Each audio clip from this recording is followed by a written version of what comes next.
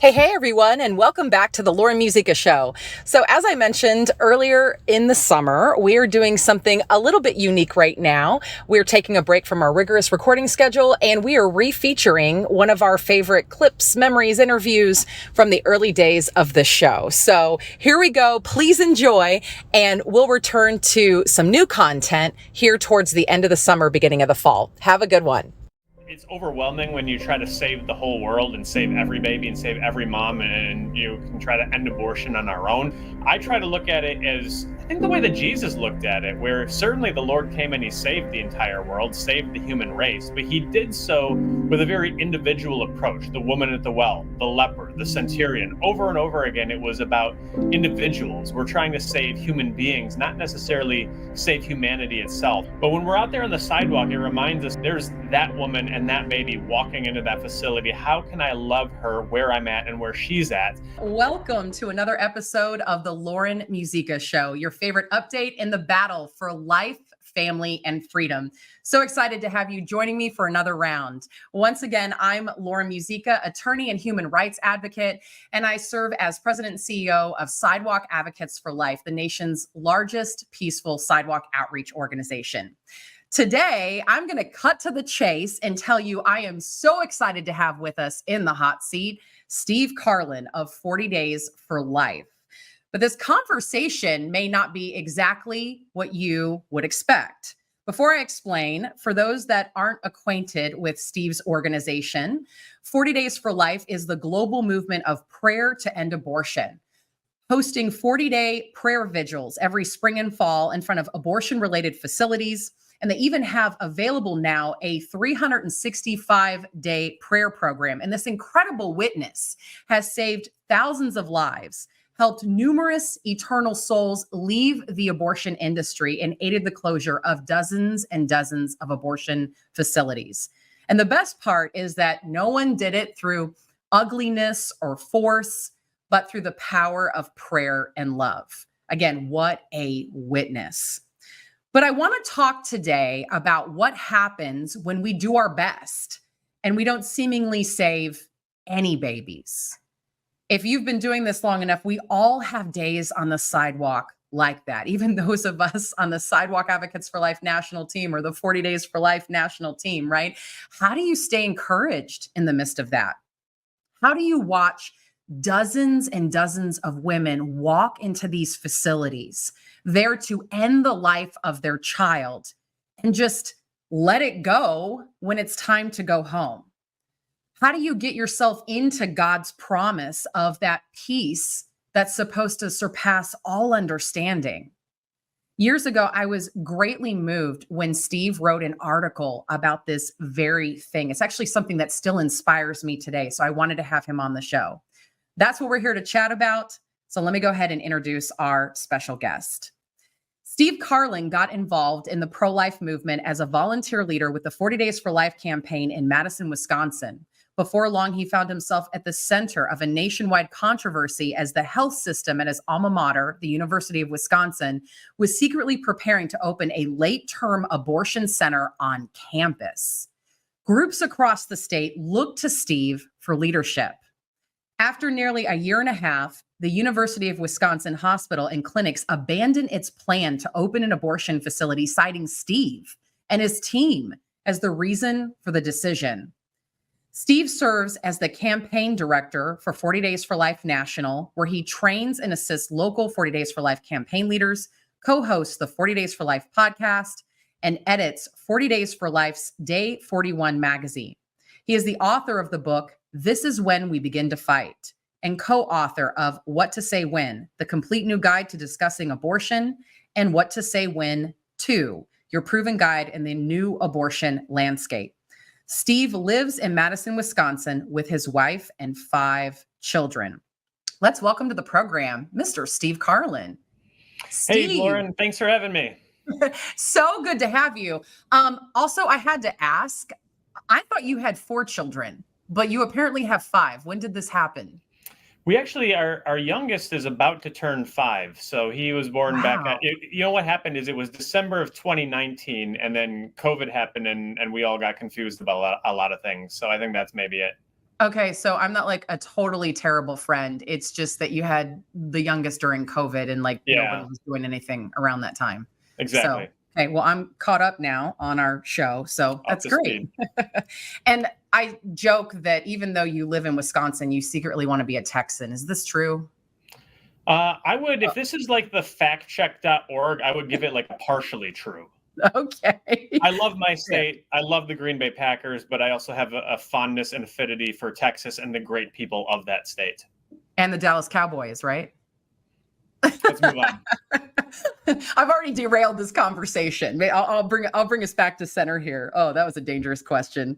All right, I'm a supportive wife. My husband is obviously a Cowboys fan. I just bring him a drink now and then, right? So, anyways, okay. In a few minutes, tell us if you can do this, because Steve Karlen is Steve Karlen.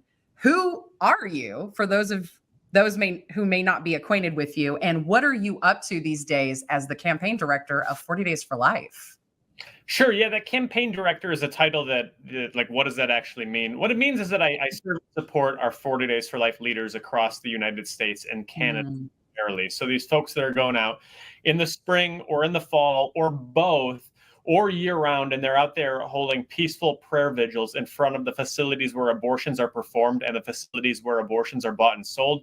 We're just trying to provide them with the encouragement, the training, the knowledge that they need to do so safely, effectively, and in the confines of the law. So I do a lot of training. I do a lot of content. We've got our podcast at 40 Days for Life. It's called the 40 Days for Life podcast. Super original title. So we do a lot of that stuff, just trying to do everything that we can to equip folks to make the difference and end abortion where they live. Yeah, beautiful. Well, we know firsthand that there's so much fruit that comes from prayer and presence at an abortion or now abortion referral facility, right, in our pro-life states. 40 Days for Life is a great example of that. But the reality is we don't save them all. So I just wanted to ask you personally, how do you stay encouraged in the battle for life? Yeah, I think that I try not to look at it as too global of a problem. It's overwhelming when you try to save the whole world and save every baby and save every mom, and you can try to end abortion on our own. I try to look at it as, I think, the way that Jesus looked at it, where certainly the Lord came and he saved the entire world, saved the human race, but he did so with a very individual approach. The woman at the well, the leper, the centurion, over and over again, it was about individuals. We're trying to save human beings, not necessarily save humanity itself. And I think when you kind of break up this crisis of abortion, which is, the leading cause of death, more children, more lives are lost to abortion worldwide every year than all other causes of death combined. That can be heavy and difficult to wrap our minds around. But when we're out there on the sidewalk, it reminds us that we don't need to save humanity. There's that woman and that baby walking into that facility. How can I love her where I'm at and where she's at? That, I think, is something that allows us to continue to serve in this mission field without getting too discouraged or overwhelmed by the sheer magnitude of the problem. I love that.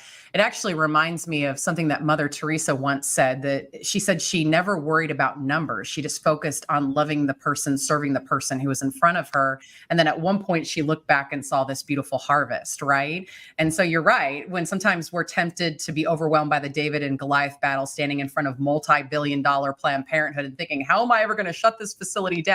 How am I going to make my state pro-life? How am I going to make my nation pro-life? At the end of the day, it's about focusing on that mission that's right in front of you, which is that mom, that baby, that family. I love that. I think that's a way to not get easily overwhelmed, right? So good. Yeah, it absolutely is, because there's some things that are just beyond our capacity. And I think when we have that recognition, it's humbling to us. We don't try to go beyond what the Lord has placed in our lap. I think so often, from time to time, my wife has reminded me, Steve, you don't have to take the problems and the weight of the world on your shoulders. Just do what you've been entrusted with. So good. Yeah, crazy. It's something that I've actually been thinking about personally, right? Somebody already saved the world, and it's surely not me. And I'm just bringing his love, his peace, his hope out to the sidewalk. That's really what it's all about. We know, Steve, that God is often working in the unseen. All you have to do is talk to a former abortion worker. I think of Kelly Lester, a former abortion worker, who said, when you guys were out on the sidewalk, and you thought nothing was happening. It's actually that a lot was happening inside the facility, much less in our hearts. When we sometimes think nothing is going on, we have these God moments where we realize he was actually doing a lot behind the scenes. Do you have an example of how you've witnessed this yourself? Well, I would say I would even go a little bit further than that. What you said is absolutely true. But I've seen not only when we think nothing's going on, but when we think that bad things are happening, I think in many cases where we face the most adversity, the most discouragement, the most temptation to give up or to despair, I've found that those tend to be the moments where almost inevitably a big victory is just around the corner. And I think the devil is aware of that victory around the corner too, and is trying to perhaps get us to throw in the towel before that victory is won. I got involved in this pro-life movement as a 40 Days for Life leader, really trying to prevent my alma mater, the University of Wisconsin, from opening up a late-term abortion facility on campus. And I can think of one particular February day where just everything was going wrong. I was getting criticism from volunteers. Some of it was deserved. Some of it was unfair. Nothing was going right. There's just a lot of spiritual warfare going on. And I remember whining a lot about it, whining to my wife, like, fine, if I'm not doing a good enough job, then maybe someone else can take it over. And we let that moment of temptation pass. And sure enough, lo and behold, it was just a few weeks later that we found out that the university had pulled the plug on this plan to do these gruesome late-term abortions. And from working with 40 Days for Life leaders across the country, I can tell you that is not an uncommon story. I almost get excited when I hear about people getting frustrated or discouraged or battling spiritual warfare, because if they can hold on a little bit longer, you often see some victories. I think in particular, I've got a 40 Days for Life campaign leader in the Southeast United States. I'm almost positive she's also involved in Sidewalk Advocates for Life. And she had really come under just some unjust criticism of her leadership. And I said, hang in there. I really believe that you're onto something, and this is the enemy trying to derail you. And sure enough, not long after that, they saved like 19 babies in relatively short period of time. So thanks be to God. I think those are the things that really help keep us going in the darker moments. I love that. Wow. That's going to be some prayer time right there. So powerful. It's often that our next victory is right around the corner. Sometimes things have to break down before they break through, right? Oh. Our friend, former Planned Parenthood director Abby Johnson, tells us that at the last Planned Parenthood conference she went to before she came to our side of the fence, they told her, and I think it's worth noting that they didn't know this statistic was going to get out. They didn't know Abby was going to have this huge conversion of heart and become pro-life and start sharing this with the world, right? But they told her that when there's a peaceful, prayerful presence in front of an abortion facility, that the cancellation or no-show rate can go as high as 75%. What does that tell you? I know you guys have talked about the statistic. We talk about it all the time. What does that mean to you in 40 Days for Life? Well, Lauren, you mentioned the article that I wrote about when we don't save any babies. And that almost becomes a little bit of a misnomer, because just because you don't know that you're saving babies doesn't mean that you aren't saving babies. I know you guys track how many confirmed saved babies you're aware of because of Sidewalk Advocates. We certainly do the same at 40 Days for Life. But you and us alike, we all specify those are just the ones that we know of. And so I am convinced that there are days where we are out there standing on the street corner, praying or doing advocacy, whatever the case might be. And the car drives by and gives you the finger, and you think, gosh, is this worth it? It's raining, or it's snowing, or it's hot, or it's cold, and the kids have soccer practice, and you need to pick up the dry cleaning, and you'd rather be doing anything other than standing out on that sidewalk with no apparent benefit. It's altogether possible, or even likely, that the woman that flipped you off was followed by a woman who was coming for an abortion until she saw you and your love and your witness, and she stayed right in that car and she kept on driving, or she had the conversation with you and you didn't know how it ended. You never got the ending to the story, but in heaven we realize all of those babies who have been saved that we were never aware of. So I think that number is one, that 75% is one that should get people out of bed in the morning, because that means that every hour you go out and you have that peaceful witness in front of an abortion facility, of every 4 children scheduled to lose their lives inside that facility, 3 of them may live to draw their first breath, may live to go to preschool, kindergarten, play little league, gymnastics lessons, learn the piano, go to high school, graduate, God willing, get married, and one day have children of their own. I think, Lauren, forgive me if I'm mistaken here, but I think a number of years ago, you did a very beautiful video about not just saving babies, but when you save a baby, you save generations. And that means that every hour that somebody goes out and participates in sidewalk advocacy or prayer, you're making an impact that will extend into the future generationally. And I think that is definitely something that gets me out of bed in the morning. Yeah. Oh, such a beautiful thought. Steve, one of the biggest pieces of evidence that we're having an effect is when we're out there and the abortion center escorts, these volunteers that have been trained by the abortion facility to try to thwart our outreach, our prayer, to throw us off our game and steal our peace, right? They come at us and they do all sorts of things. They might blow kazoos, or we've had people with cowbells, banging in their ears, or they start, jeering at you. We even had a abortion center escort that went to one of our priests who was participating in our program and drew like satanic symbols around his feet, right?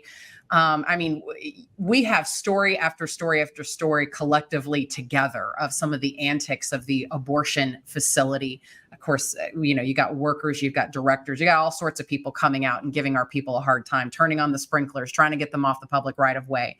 What are one or two of your, I guess you could say, most favorite antics of the pro-abortion side? And again, what does that tell you about the effectiveness of the people who are out there? Well, one time I was out in Charlotte, North Carolina, and I was speaking at a prayer rally in front of the abortion facility, and somebody stood behind me with a sign that said, "This guy likes Nickelback," and I had never seen that one before. But oh, you poor thing. I'm so sorry. Yeah. Every once in a while, they're somewhat amusing. But I always tell our volunteers that we all, again, face that temptation to discouragement or wonder whether it really makes a difference. And when people who are surely busy people, I don't know a person in my life who would not describe himself or herself as a busy person. When someone who has a busy life takes the time to go out and give of their time to try to disrupt 40 Days for Life or to try to disrupt Sidewalk Advocates for Life, we may from time to time all doubt whether it makes a difference. There's one group that never, ever doubts whether our presence makes a difference, and that is the abortion supporters themselves. And who would be in better position to know? And so they come out and they kind of act like fools from time to time. I guess, my favorite story about it is a handful of different locations where I've seen Planned Parenthood tell their own supporters to get lost. This isn't helping. You're making us look bad. Women, are not coming here to get an abortion because they're pro-choice. They're just looking to get an abortion. They're not trying to make a stand for feminism or equal rights or any of those things that are in the rhetoric. And so and once or twice, even then the protesters started protesting Planned Parenthood for not being pro-choice enough. I think that's my favorite.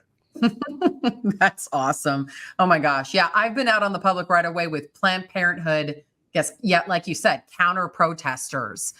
It was fun to watch them protest the prayer volunteers who they perceived were protesting the abortion business, right? Layers and layers of craziness there.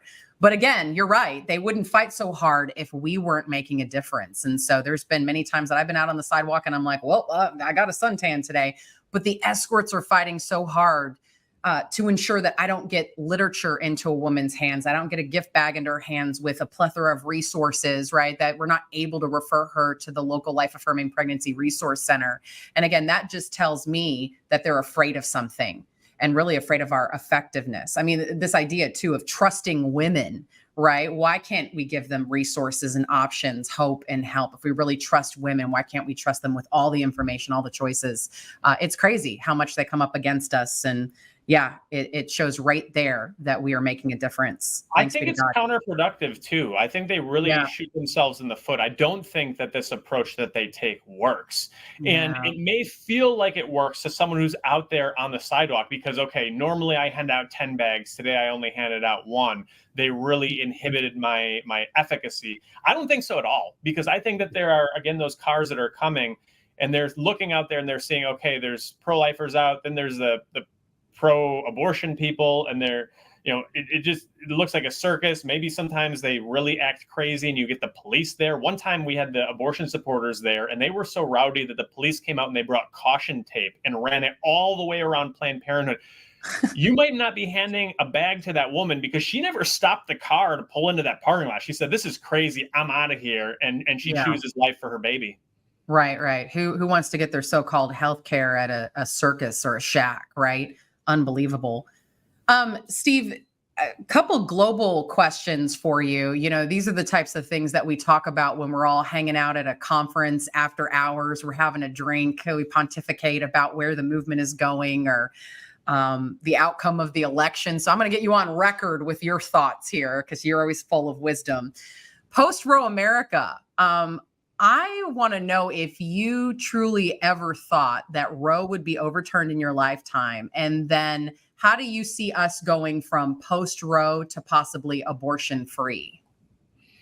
Yeah, I can't say that I was predicting that the court was going to overturn Roe in the Dobbs decision because I kind of compare it to the Charlie Brown episodes where Lucy's always yanking the football away. And we've seen so many great opportunities and so many lost opportunities over the years that I was Thomas. I was doubting Thomas of little faith. And I thought, well, they'll come up with some kind of like split the baby literally and figuratively compromise. And so I was delighted when they didn't just overturn Roe v. Wade. They destroyed Roe v. Wade. And so this is great news, of course.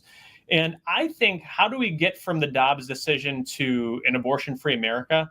I think it's going to take some time for people to recalibrate because there's always a backlash against change. If you want to look at the times when pro-choice sentiment was highest in the polls, it's when you see a pro-life president elected or when the Supreme Court decided to overturn Roe. You want to see when pro-life sentiment is highest? It's right after the Obama election. And so Americans always talk about that they want change, but they are very resistant to change. They are afraid of change. And so I think we need to get used to this change. And for decades, Planned Parenthood has said, well, if Roe is overturned, women are going to be dying in the streets. Whoopi Goldberg said that back in the 70s before Roe, they were stepping over dying women in the public restrooms who were dying from lack of access to abortion. I think we're going to hit a point, and it hasn't quite happened yet, but I think it will happen in the years ahead where mainstream voter looks around and says, you know what, Planned Parenthood warned of this doomsday apocalypse, women dying in the streets. It didn't happen. They warned that women were going to be getting investigated for having miscarriages. It didn't happen. All of these doomsday threats are effective when it's all hypothetical. But now we can see none of these terrible prophecies are for real. They never played out. And so I think as Americans realize that, I think that will make voting pro-life more palatable, self-identifying as pro-life more palatable. And I think we've got a real chance to see a generational and seismic tidal shift in public opinion on abortion. And we even see a little bit of it right off the bat. I think the Gallup poll, which has tracked public opinion on abortion for decades, I think that when Roe was overturned, I want to say it was like a 16-point pro-choice advantage. And within a year, that was cut in half. So the movement has already started. Yeah, absolutely. I think it's a good thought, taking the long view on this. The election, we've got, again, the election. Is there an election this year? That's news to me. I guess I missed that. You've been so busy with 40 Days for Life, you didn't even know. So yeah, this is, again, the election of a lifetime, right? We might even have some more seats on the Supreme Court. And we've got arguably, at least in one candidate, the most pro-abortion candidate that we've ever seen. We said that last time and the time before, and I didn't think it could really, get much worse, but here we are. What do we need to be doing right now to elect pro-life candidates? And then do you have a prediction on how this is all going to end up? Well, certainly we need to vote. I think there's this effort to try to demoralize pro-life voters, and we need to make sure that we vote our consciences, vote for the most pro-life candidate in every race that's on our ballot, whether it's president or dog catcher, because tomorrow's presidential candidate is today's local race candidate. So we need to be involved up and down the ballot. And we need to have these conversations right now, because if you look at simply the top down, what is being broadcasted about abortion from media, what's being allowed to be said on social media, you would be of this mindset perhaps that, women are dying in the streets from lack of access to abortion. And so I think we need to be able to have that conversation with the people in our lives, whether it's the belligerent uncle talking about being pro-choice at Thanksgiving dinner, or, our loved ones, those who may be facing crisis pregnancies but haven't shared it yet and are looking for information. I think we need to be able and willing to have that conversation, even when it's uncomfortable to talk about a difficult issue. And I don't like to shy away from the hard cases, the rape, the incest, the life of the mother, the babies who are disabled. I think that we can show our compassion and our consistency toward both mom and baby when we equip ourselves to talk about the issues that maybe we're afraid of. That's why we wrote this book that's coming out, What to Say When to try to give people not so much that they need to be reminded why to be pro-life, but the confidence in having the discussion. In terms of what do I think is going to happen, who knows? It's there's a lot of twists and turns that could happen before now in the election, and with an electorate that seems to have an attention span of about 30 seconds, I don't know what will happen in between now and then. But I think what I will do is the kind of non-committal prognosticator guy approach, which is to give you a non-answer answer. And that is this: I think whoever the election is about will lose. I think Harris has sort of taken the lead at this point because the election was about Biden. He had that disastrous debate, and everybody was talking about Biden and his cognitive abilities and all of the problems that have taken place under his administration. And so Trump was ahead in the polls. Then Harris comes in, and everybody's kind of talking about what are the things that Trump is doing and saying that maybe don't reflect the best on his campaign. And so it seems to me really counterintuitive, but I think the candidate who the election is about is probably, everybody's unpopular, right? The approval ratings are always underwater. Does a guy who's -16 beat the candidate who's -20 in approval rating? I think that's what it's going to come down to, as sad as it is to say. Yeah. Really, really good things to think about here. Yeah. Steve, this was not in the script, but as we get ready to wrap up our time together, this has been a lot of fun. We'll have to have you back on the show. I want you to talk to the person that's listening to this right now, and they are considering throwing in the towel. They feel like they're not making a difference. They feel like their partner, their prayer partner has gotten all these saves, so to speak. Someone else is considering getting into this battle. They're thinking about going to the sidewalk, but they're just really intimidated. What would you say to those people? How would you encourage them? I've got a lot of thoughts on that, and I will try to keep them somewhat concise because this could go on. But I think, as we talked about before, just because you don't know that you are saving babies doesn't mean that you aren't. What does our Lord say? Blessed are those who have not seen, but who have believed. I am so inspired by some of these heroes who have gone out to the sidewalks and they've saved dozens of babies or hundreds of babies or thousands of babies. That is inspiring. We should all take heart because of that.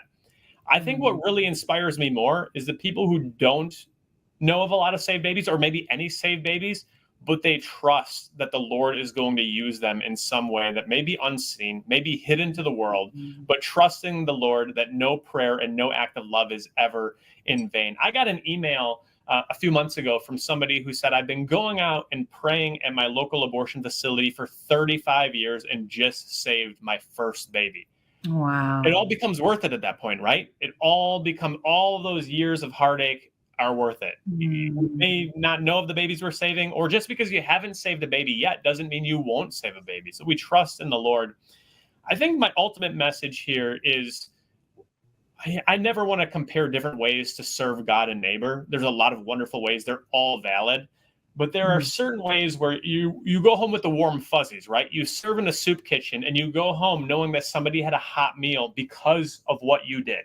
Or you serve at a homeless shelter and you know that some person had a roof over her head for the first time, maybe in weeks, because of what you did.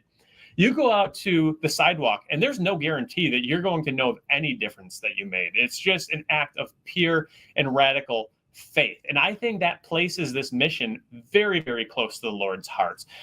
And frankly, even if every abortion-bound little girl or boy is lost while we're standing out in front of that abortion facility, still not a waste of time, because that little girl or little boy probably never would have been loved by another human being on this earth, except for the fact that you were there standing in solidarity and offering help. You might be the only person that loves that child in his or her all too short lifetime on this earth. And I think that's a victory every time. So even if I have a bad day out there, I go home with a broken heart. The Lord says he doesn't want us to rend our garments. He wants us to rend our hearts, and we can allow our hearts to be broken for love of God and neighbor when we go out there, even if we don't see the results we're looking for firsthand. So good. So good. Well, I hope that people will take your words to heart, Steve. I think it's funny. We started out this show like, what do we do when we don't save any babies? But kind of the subtext here is you probably are, and saving a lot of them, right? By God's grace. And so again, I think that that's just something to get us up every Saturday morning, every Tuesday morning, every Thursday morning, and just do what God is asking us to do and leaving the results to him. So great lesson in that. Thank you so much, Steve, for being on with us. We'll definitely have to have you back on again, and go Cowboys. Thank you. No, we will look forward to another discussion. Appreciate you, my friend. Thank you so much for being with us. Thank you. All right. So good. Oh, all right. Well, I now pose the question to all of you. Do you believe in the depths of your heart that prayer changes things? I want to share a story from a time that I was praying and reaching out at an abortion facility in Dallas. This is years before I started Sidewalk Advocates for Life or even got involved with 40 Days for Life National. I was out on the sidewalk one morning, and I still remember this car pulling in and these two women in the front. And I had the thought, I need to pray over this car, as this car is literally backing into a parking spot right in front of me. I was right there at the fence line, right? And I just remember, like, very quietly, without, making sure that nobody would notice, I just raised my hands in prayer. And I began to pray this beautiful prayer in my church called the Chaplet of Divine Mercy. And it's a meditation on the passion of our Lord and the power of that. So I was just quietly praying, for the sake of his sorrowful passion, have mercy on us and on the whole world. For the sake of his sorrowful passion, have mercy on us and on the whole world. And meanwhile, as I'm looking at this car and trying to, not draw a whole lot of attention to myself, I wanted the focus to be on prayer. I'm watching as this driver starts to pass things over to the passenger. I literally see a pillow be passed to her, and then a bag of money. And I had the thought, wow, this woman, probably in the passenger seat, is getting ready for her abortion. In a few minutes, she's going to walk through that front door, plop down in the waiting room. They're going to call her name, and they're going to take the life of her child, right? So this is all hitting me as I'm quietly praying.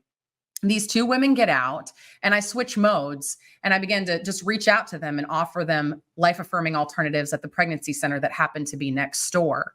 And the women actually just kind of glanced over their shoulder at me and really didn't even give me the time of the day. They just kind of made a beeline for the facility. They went right inside, and that was what I thought might be the last of them. And I literally had the thought at that moment, wow, I prayed so hard, I thought something would happen.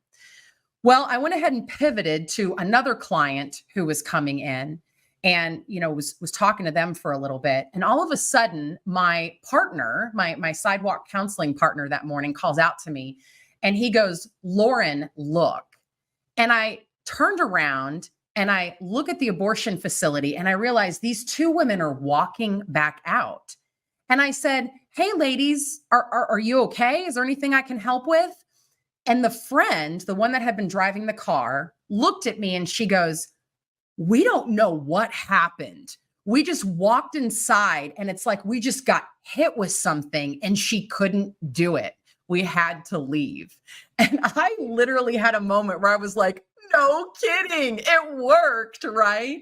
But it, to me, was such a testament to the power of prayer, because I didn't even really get a chance to talk to them. I mean, they weren't even really giving me the time of day, but I had that time of just intense prayer where I was so focused on praying over this woman, prospectively a family, praying for her life and the life of her child.